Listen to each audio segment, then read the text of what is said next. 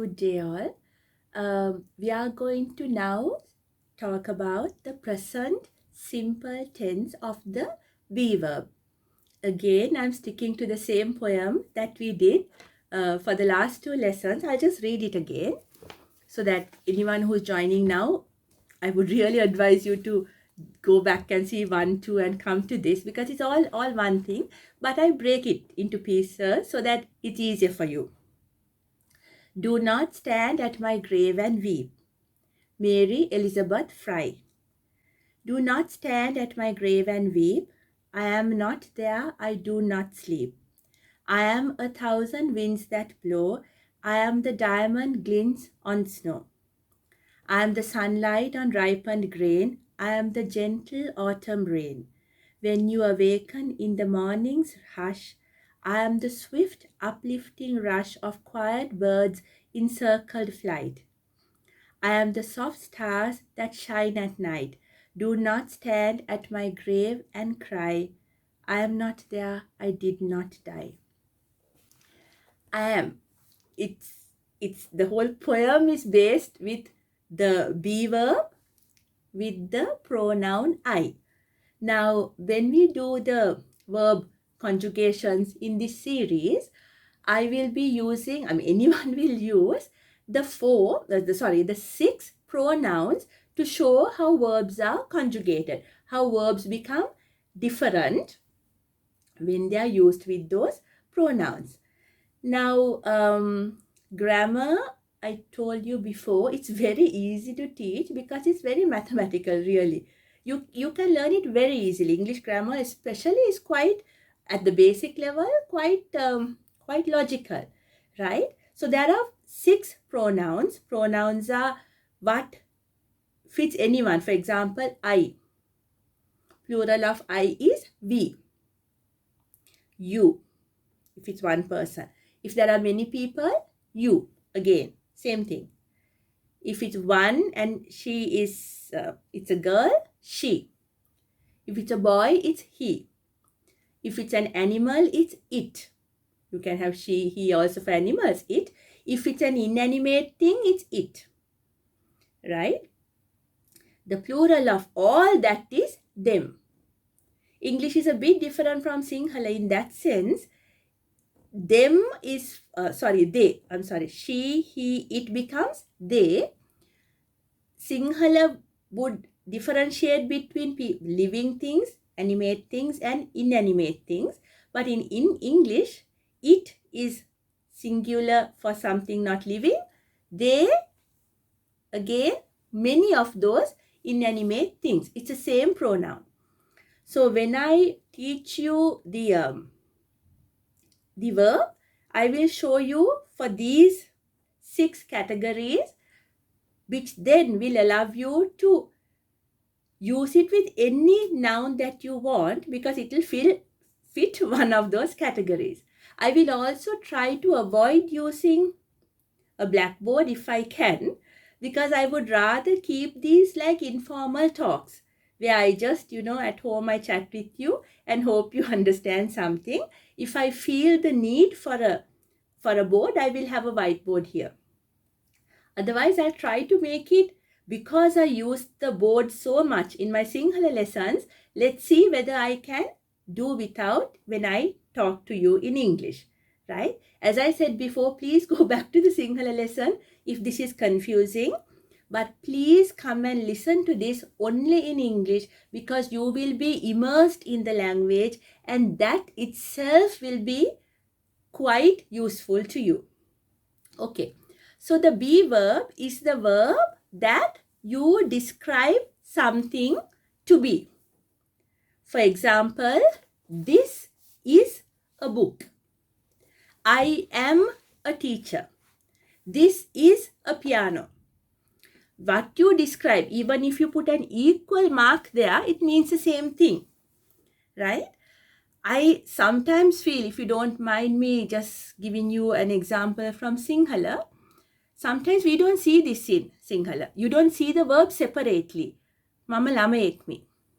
Me, the me has the be verb in it, but it's not written separately, so that very often when you come to English, you might forget this word. You can't say I student. You have to say I am a student. I student, I teacher, mama guruvarek. Guruvarek me would be the vyakarana, the more grammatical thing. But it's easy not to say the be verb in Sinhala simply because it's put inside other words.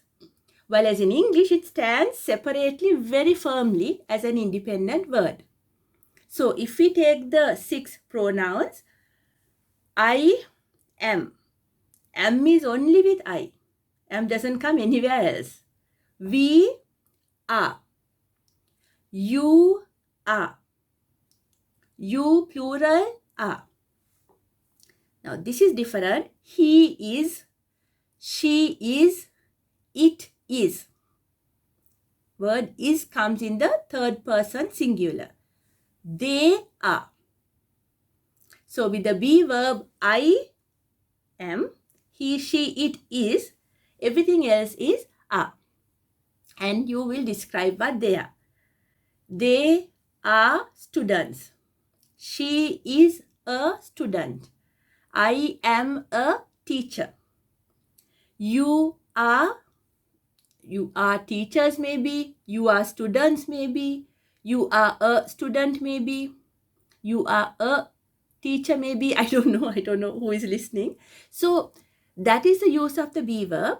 And this whole poem uses the be verb in a very figurative, poetic way to show what she is.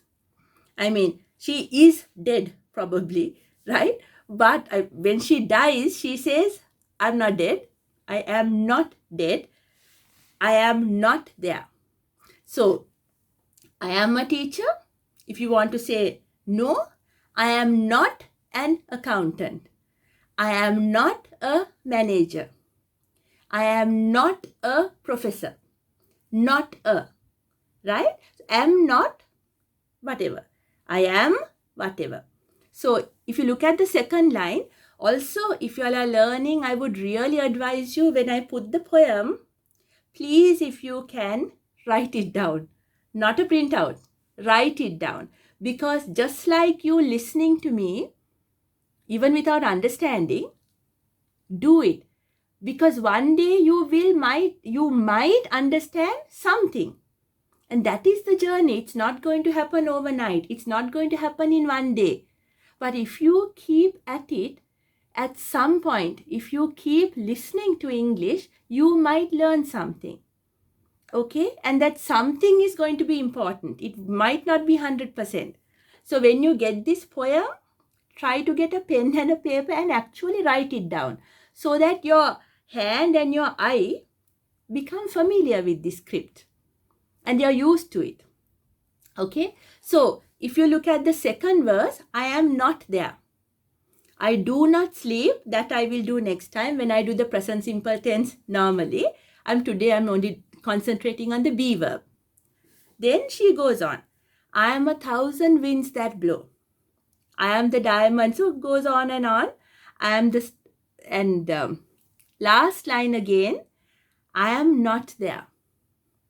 Negation, right? So this poem has the be verb for I and also the negation for present simple with other forms, which we will do next time. So there are infinite number of songs and poetry using the be verb, but I thought because it's very basic, I'll stick to this one poem and give you some exercises as well. Last time I gave you an exercise for asking to give me 5 things about yourself and figuratively, and 5 things about yourself literally. Okay? Now I will just say for homework or for your exercise, please give me 5 things about your mother, 5 things about your father. So it will be he is, my father is. You can even use the name, right? Is what? employed, unemployed, tall, short, whatever. Because after the be verb, you can either use a noun or you can use an adjective. For example, I can say, I am a teacher. Or I can say, I am tall. I'm not very tall, but if I were tall, I am tall. So a teacher was a noun, tall was an adjective. An adjective is a descriptive term. It describes somebody. Tall, short, thin, fat you don't normally say, even I'm pretty sure I am. You don't normally use some of these things. Clever, stupid, again, not a good thing to say. But these are all adjectives. Fair, dark, right? Dark is such a compliment, though in our culture we take fair to be a compliment. Culturally, everything is cultural, especially adjectives. But remember, with the be verb, you can either use a noun, I am a teacher, or you can use a adjective, I am tall. So I would like you, as the exercise, you know what you do, write 5 sentences about your mother, 5 sentences about your father, or any sibling, any family member. It doesn't matter. And you can use this time, because I'm not checking figurative language, you can keep it objective. You can use only the literal form. It will be again impossible to mark that because everybody will have different things, but I will put some examples that fit my life so that you can see whether it fits, that the structure fits what you have said, right? So what I want you to remember is be verb, I am, we are, you are, he is, she is, it is, they are. As exercises, describe your mother, 5, father, 5, any other family member like brother, sister, if you have one, 5, right? Then for example, try to use something to describe what you are. For example, if I were to describe my family, we are interested in language. We are interested in music. We are interested is an adjective in what? In music. Very complicated words. I just, in case you are somebody who understands, not very scared of English, we are interested in whatever you're interested in. Okay?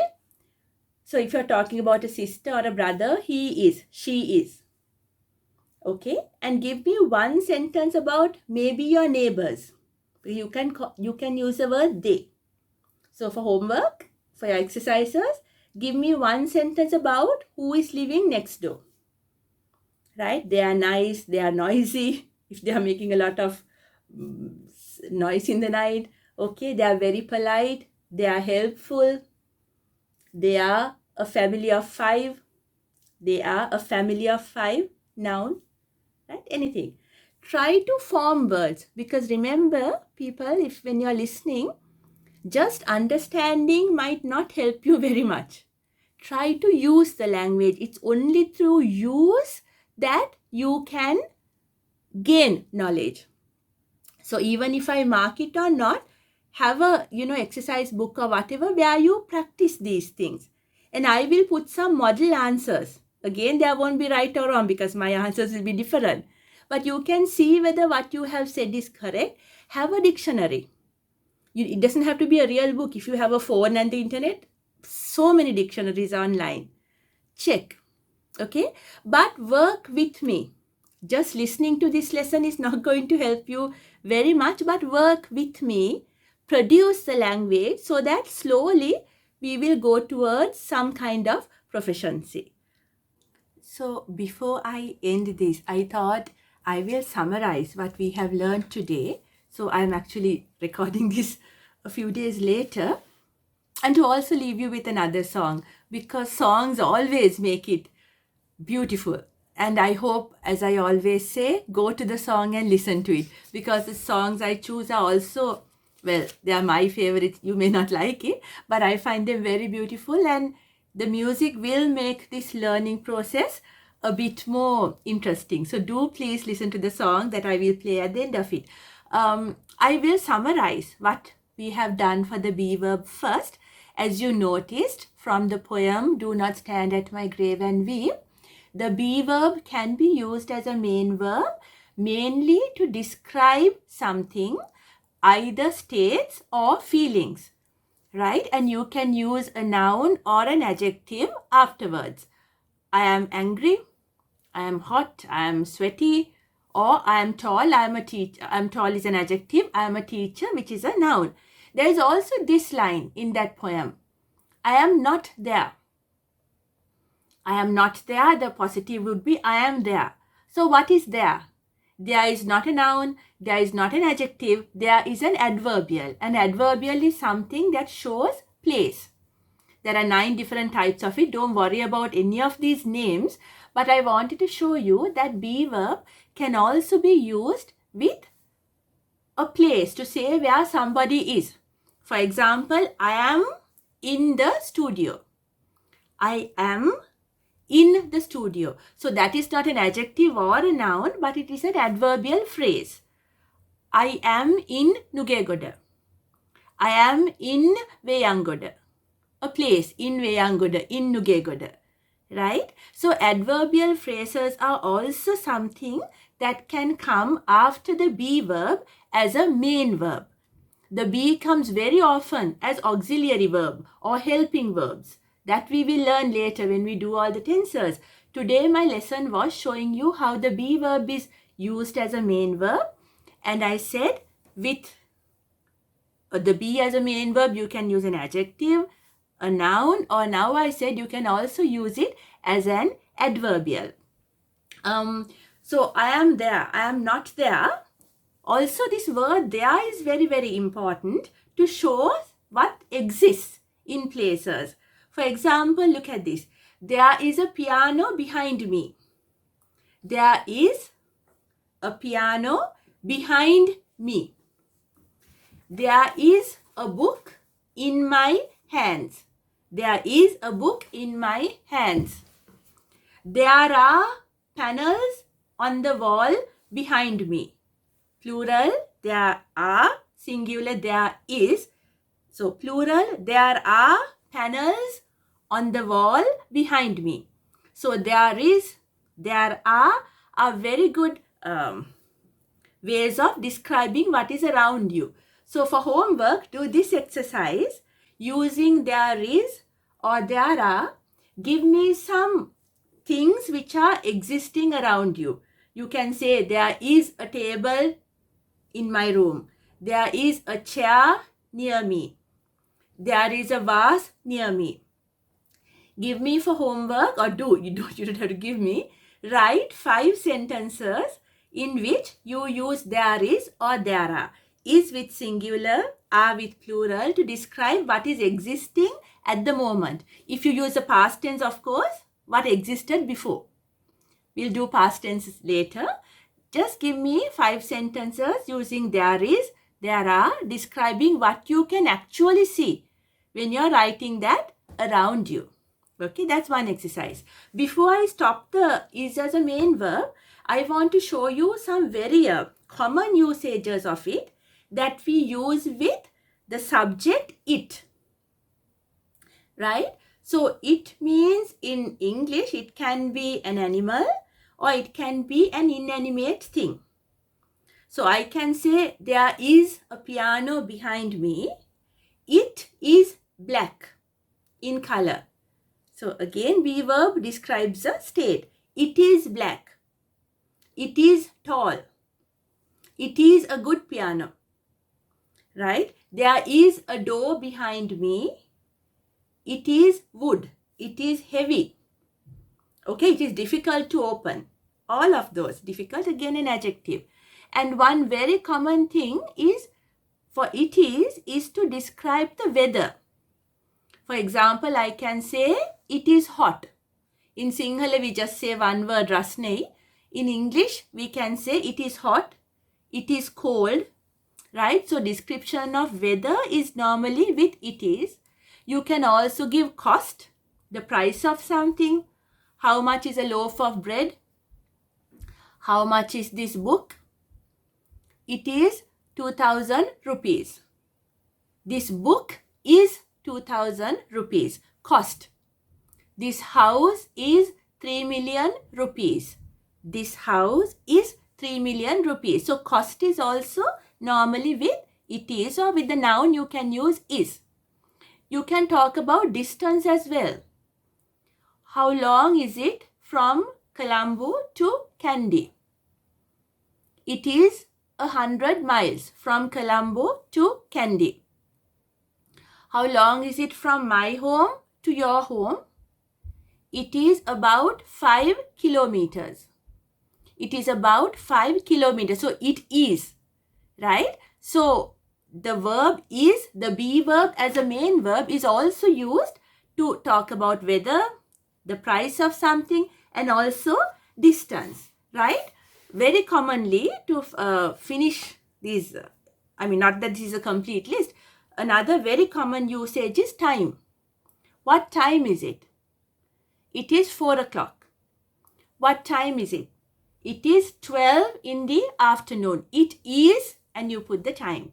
These are very, very common usages. Weather, time, distance, cost. Very often use the be verb. So for homework, another exercise I will give you is, I will ask some questions. You'll see it here. Answer. There is no right and wrong answer. It depends on what you say. But I will give you some model answers on my Facebook page or on my down there in the comments for those who are not using Facebook. Before I finish, like I said, I would like to leave you with a song. And this song uses the be verb. Very often it's a very beautiful song for the meaning as well. It is called He is My Brother. Actually, it says he ain't heavy, he is my brother. Ain't, A-I-N-T, is normally considered slang or not very good English. It stands for he, in this case, he is not my brother. Or he is my brother. He ain't heavy means he is not heavy. So A-I-N-T is a very slangy word which we don't normally use, but I want you to be aware that there are words like that which can be used for songs and anything without making a judgment about it. But I wouldn't advise you to use it in formal speech. Ain't would be for isn't, am not, I ain't hungry. You can have usages like that. Am not, is not, are not. We ain't going to do that. So that if you watch American films, sometimes people use things like that. For all the even have not, they can use ain't, right? So this song uses a line which says, he ain't heavy, he is my brother. It's a song that says when you are going on the journey of life, I will sometimes carry people. And don't worry, he ain't heavy. He's not heavy because he's my brother. And I don't think he actually means that he's a blood brother. That all the human beings who are journeying in life are our brothers, which we forget. That is why we have wars. So it's a beautiful song by the Hollies which talk about, and he says, I wish people will understand what it means to love one another and not just fight. Okay? So I'm going to read the lyrics. Please, before you listen, go to YouTube, type this, he ain't heavy, he's my brother, listen to the song and come back and just enjoy the words. I will put it on my YouTube, the comment section. I will also put it on the comment section of my Facebook page, which will carry this video. Okay, so look at it. He ain't heavy, he's my brother. And I will now read the lyrics. The road is long. Description, adjective. The road is long with many a winding turn. Lot of winding turns that leads us to who knows where. That road is going to, we don't know where. Okay, who knows where. Because I won't be translating this. I'm just explaining it in Sinhala. So, we don't know where the road goes. That is life, no? None of us actually know where our destination is going to be at. So he says we don't know and no one knows where because it has many winding turns. A bend, we can't see what is beyond that. So this journey is a road. Life is a road where we can't see what is around the corner. Lot of metaphors, lot of figurative language, which I talked about yesterday, right? The last week, where we spoke about literal and figurative language. The journey, the road is compared to life. It's used as a metaphor. I'll do that in detail later. But I am strong enough to carry him. He ain't heavy, he's my brother. So on this journey, he's carrying someone. And we don't know, it can be physical carrying. For example, if you're at war, I have seen this song interspersed with pictures of war where soldiers carry their wounded brothers, right? Or it could even be like somebody you're helping, anyone, a student, a teacher, a parent who you're helping on this journey of life. And he says, don't worry, I am strong enough to carry him. Figuratively, it could be physical care. Figuratively, it will be taking care of him, protecting him, right? Securing him. That's a figurative meaning. He ain't heavy. He is my brother. He is not heavy. Use the slang way. He ain't heavy. He is my brother. So on we go. So we are walking on. His welfare is of my concern. His welfare, his well-being, his happiness is of my concern. I care about it. I can't say this is not my business. Anyone's life is anybody else's business. If you remember Ernest Hemingway's beautiful little paragraph, do not send to ask for whom that bell tolls, it tolls for you. In Christian, the earlier customs, when someone died, the bell used to toll, saying somebody's dead. And he says, don't ask who died because you died anyway. When humanity somebody dies, it's also your death. Same meaning here. His welfare is of my concern. His well-being is my problem. I have to think of it. No burden is he. He's not heavy. He's not a burden. A burden is a problem, right? Is he to bear. He's not heavy for me to bear. Bear means carry. We'll get there. We are going to get there where we want to go. We will achieve what we want in life. For I know he will not encumber me. Encumber means be a problem, be an obstacle where I can't move. I know he won't be that because he's doing this with love. So he says, whoever I am helping will not prevent me from where I want to go. Encumber is to have an obstacle. He ain't heavy, he is my brother. So the be verb as a main verb is used for this line in the chorus, which keeps repeating. He says he's not heavy because he's my brother. Brother means someone you love. So if you love someone, no matter how much you help, it's actually not a burden because you enjoy doing that, right? If I am laden at all, he says, if I feel something is heavy, if I feel that at all, I am laden with sadness that everyone's heart isn't filled with gladness of love for one another. He says, if I feel sorry about something, if I'm laden, if it's heavy for me, that is when I realize that not everybody's heart is filled with gladness of love for one another. I feel sad that not everyone understands what it means to love other people. Because when you don't, if you feel angry or always angry or bitter about something, the weight you carry is quite a lot. And there is no gladness in your own heart. Forget the people you want to harm. You yourself are it's heavy and you're sad and you're bitter. And he says, if I feel sorry for anything, it's because people are not glad about loving one another. And he goes back to the first part. It's a long, long road. The life journey, it's very quick. We are dead before we know it. But while we are living, it seems very long. No? It's a long, long road from which there is no return. You can't come down back that road. Time is passing, right? So every stage of life that we pass, you can't return back to it. There is no return.